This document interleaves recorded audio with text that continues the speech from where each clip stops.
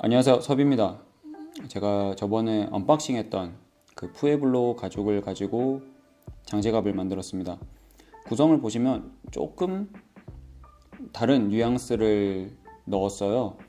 오른쪽에 카드칸은 살짝 곡선을 줬고요. 왼쪽 같은 경우는 카드를 가로로 두 개 넣는 게 아니라 가로로 두 개 겹쳐서 놓고 조그만 주머니가 있게끔 해서 높이를 조금 낮췄습니다.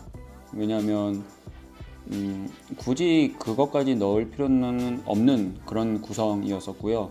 지폐가 펴서 들어가기만 하면 됐기 때문에 그렇게 조금 높이를 낮춘 그런 장지갑이 되었습니다. 어찌됐든 지폐를 펴서 넣는 기준으로 만든 거죠.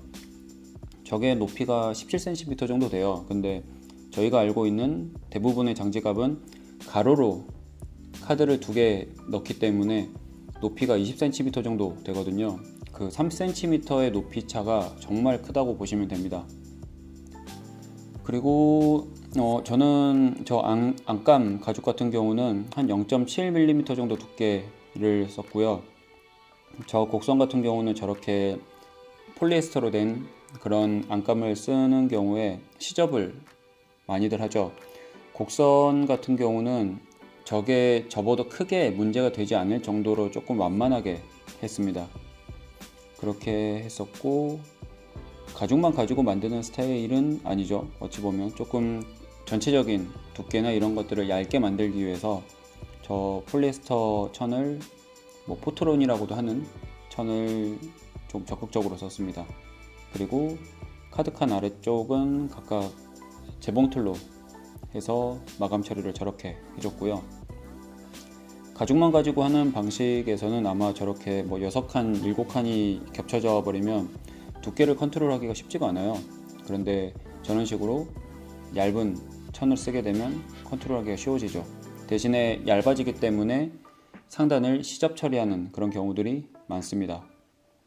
그래서 저 카드칸 쪽을 먼저 하고 왼쪽 구성을 할 때 조금 고민이 많았어요.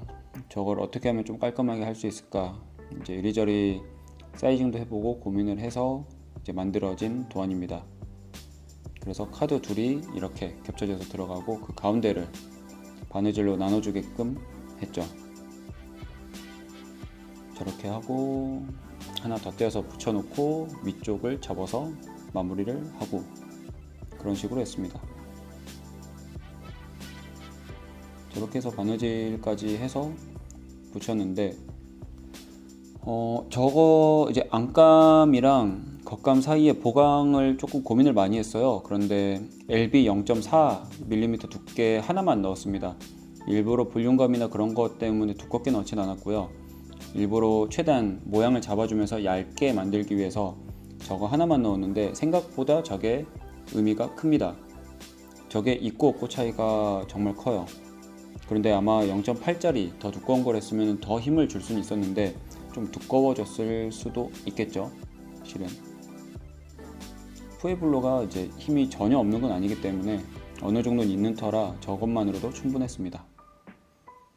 네, 이렇게 완성이 되었습니다. 다음에는 다른 영상으로 찾아오겠습니다. 감사합니다.